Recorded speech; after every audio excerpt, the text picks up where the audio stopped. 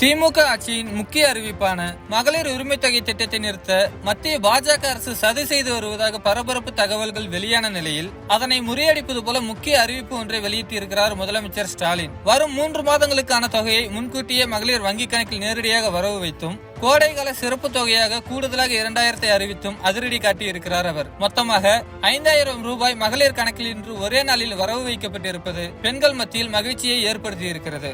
தமிழ்நாடு சட்டப்பேரவை தேர்தல் என்பது அசாம், மேற்கு வங்கம் ஆகிய மாநிலங்களிலும் தேர்தல் நடைபெறவிருக்கிறது. அந்த மாநிலங்களிலும் தமிழ்நாட்டில் திமுக அரசு வழங்குவது போன்ற மாதாந்திர உதவித்தொகை பெண்களுக்கு வழங்கப்பட்டு வருகிறது. இந்த நிலையில் பீகார் தேர்தலின் போது பண்டிகை கால சிறப்பு உதவித்தொகையை மத்திய பாஜக அரசு அறிவித்தது போல அசாம் மாநிலத்தில் வழங்கவும் பாஜக அரசு திட்டமிட்டு வருகிறது. அதே நேரத்தில் தேர்தல் விதிமுறைகளை காரணம் காட்டி மாநில அரசு செயல்படுத்தி வரும் உதவித்தொகையை ரத்து செய்ய முயற்சிகள் மேற்கொள்ளப்பட்டு வருவதாக தமிழக அரசு அதிகாரிகளுக்கு முக்கிய தகவல் கிடைத்திருக்கிறது. அதன் அடிப்படையில் பார்த்தால் தேர்தல் நேரத்தில் மாநில அரசு வழங்கும் நிதியுதவி எதுவும் மக்களுக்கு கிடைக்காது.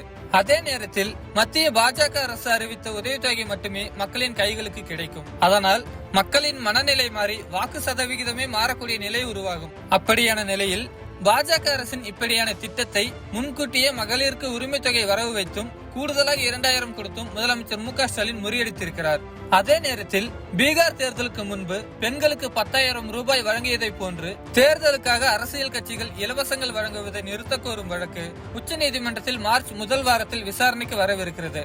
அதில் நிதியுதவி வழங்கும் திட்டத்துக்கு எதிரான தீர்ப்பு வர வாய்ப்புள்ளதாகவும் கூறப்படும் நிலையில் அப்படியான தீர்ப்பு வந்தாலும் அதை சமாளிக்கும் விதமாகவும் திமுக அரசு இப்படியான ஒரு உத்தியை கையாண்டிருக்கிறது. இதற்கு முன்னோடியாக மகாராஷ்டிராவில் நடந்த உள்ளாட்சி தேர்தலின் போது பெண்களுக்கு நிதி வழங்கும் திட்டமான லட்கி பாகின் திட்டம் தேர்தல் ஆணையத்தால் நிறுத்தி வைக்கப்பட்டது என்பது குறிப்பிடத்தக்கது. இவற்றையெல்லாம் கருத்தில் கொண்டு மகளிர் உரிமை தொகை எக்காரணம் கொண்டும் தடைபட்டு விடக்கூடாது என்ற நோக்கில் உரிமை தொகையை மொத்தமாக அறிவித்திருக்கிறார் முதலமைச்சர் ஸ்டாலின்.